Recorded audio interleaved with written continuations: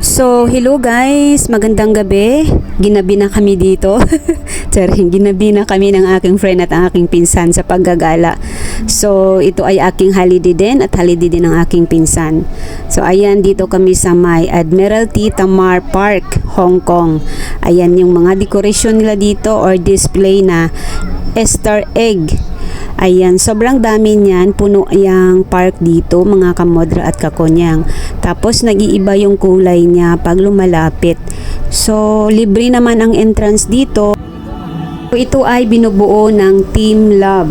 So, yung Team Love, meron silang link sa Google. Hanapin nyo lang, i-search nyo na lang at doon kayo mag-login. Kasi hinahanap din nila. Ayan, pwede rin namang dito na kayo pipila pero ang daming ngang tao. So ang ganda 'di ba?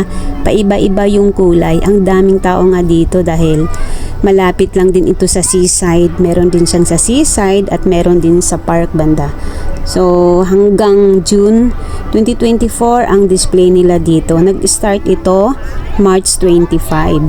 So ayan yung mga egg na tinatawag nilang bunny egg. So happy Easter and happy Resurrection Day. So ang ganda din ng clouds.